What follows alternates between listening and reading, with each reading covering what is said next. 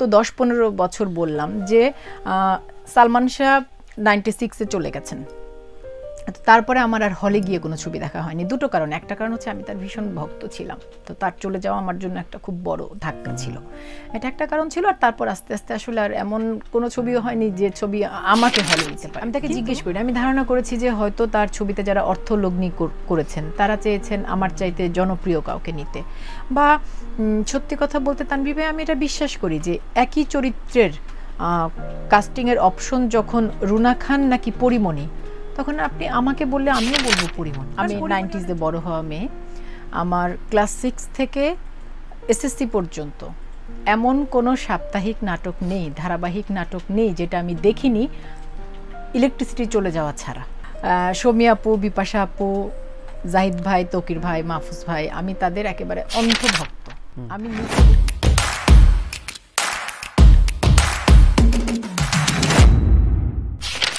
তো কমার্শিয়াল ছবি আমি হলে গিয়ে শেষ একেবারে শুধুমাত্র দর্শক হিসেবে কমার্শিয়াল ছবি ভালো লেগেছে দেখতে গেছি আমি সালমান শাহ শাবনূরের ছবি। কিন্তু আমি এই জন্য গত 10-15 বছর বললাম যে সালমান শাহ 96-এ চলে গেছেন। তারপরে আমার আর হলে গিয়ে কোনো ছবি দেখা হয়নি। দুটো কারণ, একটা কারণ হচ্ছে আমি তার ভীষণ ভক্ত ছিলাম, তো তার চলে যাওয়া আমার জন্য একটা খুব বড় ধাক্কা ছিল, এটা একটা কারণ ছিল। আর তারপর আস্তে আস্তে আসলে আর এমন কোনো ছবিও হয়নি যে ছবি আমাকে হলে নিতে পারে। কিন্তু এই যে 10-15 বছরের কথা বলছি, এই 10-15 বছরে আমরা একটা অজ্ঞাতনামা পেয়েছি। গত 15 বছরের আমার সবচাইতে পছন্দের ছবির একটা হচ্ছে অজ্ঞাতনামা। আমি বলছি, আমি আজ পর্যন্ত শাকিব খানের কোনো ছবি দেখিনি। আমাকে একটু আগে ওই টিকটকেও প্রশ্ন করা হয়েছিল যে শাকিব খান অপু বিশ্বাস বা শাকিব খান বুবলি, এই দুই জুটির কোনো ছবি আমি দেখিনি। তো যাদের কাজই আমি দেখিনি তাদের সম্পর্কে আমি কি করে বলবো। তবে একটা জায়গায় আমার খুব স্পষ্ট ধারণা আছে, মানে আমি যেটা বিশ্বাস করি সেটা হচ্ছে, আমি অবস্থা দৃষ্টে যেটা বুঝতে পারি সেটা গত 10-15 বছরের বাংলা কমার্শিয়াল ছবি বা এফডিসি মানে ইন্ডাস্ট্রিটা, চলচ্চিত্র ইন্ডাস্ট্রিটা, এটা তো ব্যবসা একটা বড় ব্যাপার চলচ্চিত্রের ক্ষেত্রে, বিনিয়োগ এবং ব্যবসা। তো সেই ব্যবসা সফল ছবি সবচাইতে বেশি শাকিব খানের। এবং চলচ্চিত্র, এই যে চলচ্চিত্রের গত, আমি কিভাবে বলতে চাই আসলে, ধরুন গত 15 বছরের কমার্শিয়াল ছবি টিকেই আছে মূলত প্রধানত শাকিব খানের উপর ভর করে। তো সেই জায়গাটাতে আমি তাকে ভীষণ রকম সাধুবাদ জানাই। এটা তার অর্জন, এটা তার উনি এটা অবশ্যই এটি ডিজার্ভ করেন। আমাদের ডিজার্ভ করেন বলতে হচ্ছে, এটা আমি বলছি এটা তার, আমার কোনো বিনয় না, এটা ওনার অর্জন। এবং দেশের দর্শক তাকে ভীষণ ভালোবাসেন, অনেক দর্শক তাকে অনেক ভালোবাসেন। তবে আমার তার কোনো ছবি দেখা হয়নি, বা আমার আসলে এখন পর্যন্ত তার কোনো ছবি আমাকে টানেও নি, দেখা হয়নি না, সেরকমও না, সেরকম কোনো প্রস্তাব আসে শাকিব খানের সাথে কোনো কাজের প্রস্তাব আসেন। হইচই আশফাক নিপুণের কষ্টনীর প্রথম ওয়েব ফিল্ম আমার, তারপর হইচইতে অমিতাভ রেজা চৌধুরীর বোধ, তারপর করলাম চরকিতে গৌতম কৈরির আন্তনগর ওয়েব ফিল্ম। আর তারপরে আরও যে কাজগুলো করছি আমি সাম্প্রতিক সময়ে সবই ওটিটির।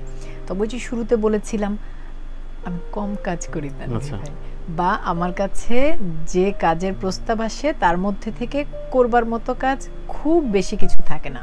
যে কাজের প্রস্তাব আসে তার মধ্যে থেকে আমি বেছে টেছে যে কটা বের করতে পারি, যেহেতু কম করতে চাই তো এভাবেই করতে।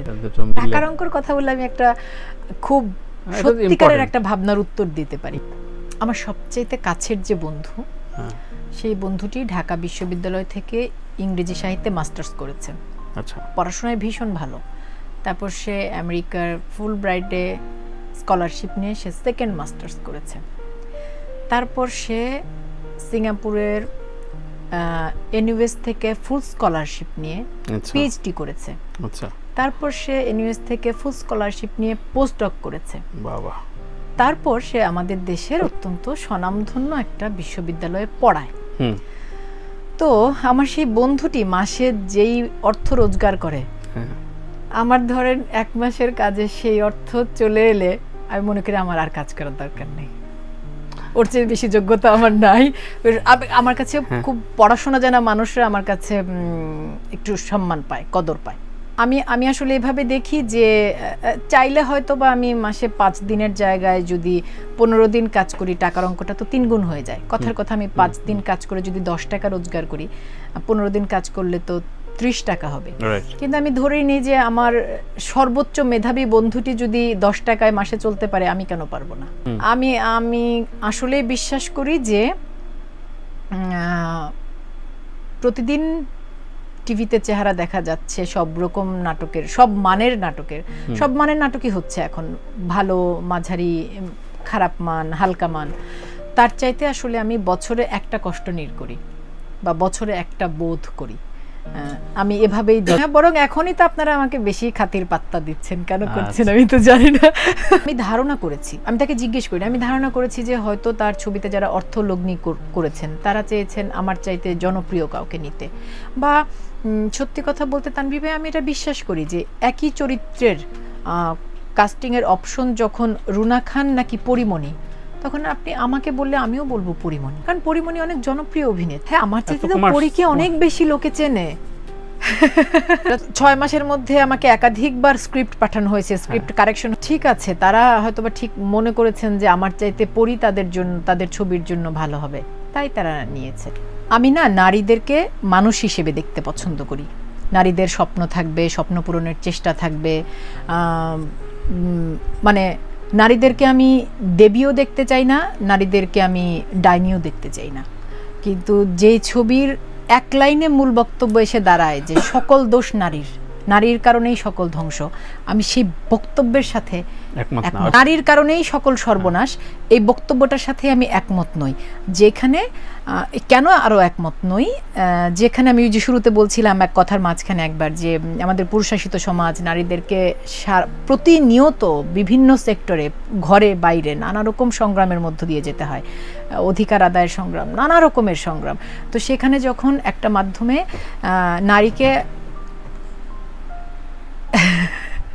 নারীকেই যখন আরো, এমনিতেই তো আসলে আমাদের একটা বড় শ্রেণীর ধ্বংসের কলকাঠি নারীকে দেখানো হয়, ওইভাবে আমি নারীকে দেখতে পছন্দ করি না। আমি সবসময় বলেছি যখন থেকে, তবে মানুষের চিন্তার, ভাবনার, অনুভূতির পরিবর্তন হয় তানভীর ভাই, সময়ের সাথে সাথে মানুষের বোধ, বিশ্বাস। তবে আমার যদ্দূর মনে পড়ে, আমি একটা দীর্ঘ সময় থেকে বলে আসছি যে আমি বিভিন্ন রকমের চরিত্রে কাজ করতে চাই, বিভিন্ন রকমের গল্পে কাজ করতে চাই। তো সেই জায়গা থেকে তো হ্যাঁ, আমি তো নানা রকমের কাজ করতে চাই। আমার জন্য কেমন বিষয়টা, আমি তো আসলে প্রথম চলচ্চিত্র দিয়েই জাতীয় চলচ্চিত্র পুরস্কার পেলাম। তো কাজের আগ্রহ, তাগিদ একই রকম থাকে। তো যেটা হয়েছে যে আমার কাছে তো কাজের প্রস্তাবগুলো আসতে হবে, আমার কাছে তো কাজ আসতে হবে, সেটা একটা ব্যাপার। পরিষ্কার করে বলছি, আমার ওজন কমানোর সাথে আমার কাজের কোনো সম্পর্ক নেই। এটি একেবারেই আমার ব্যক্তিগত শারীরিক সুস্থতার জন্য এই চেষ্টা। আমি অভিনয় করবার স্বপ্ন দেখি টেলিভিশন নাটক দেখতে দেখতে। আমি 90s-এ বড় হওয়া মেয়ে। আমার ক্লাস 6 থেকে এসএসসি পর্যন্ত এমন কোনো সাপ্তাহিক নাটক নেই, ধারাবাহিক নাটক নেই যেটা আমি দেখিনি ইলেকট্রিসিটি চলে যাওয়া ছাড়া। শমী আপু, বিপাশা আপু, জাহিদ ভাই, তকির ভাই, মাহফুজ ভাই, আমি তাদের একেবারে অন্ধভক্ত। আমি নিজে অভিনয় করতে চাই, এই স্বপ্নটাই আমার তৈরি হয়েছে তাদেরকে দেখে দেখে, কারণ ওই সময়টা তারা সবচাইতে বেশি কাজ করতেন। ওই নাটকের যিনি পরিচালক, তিনি আমাকে বললেন যে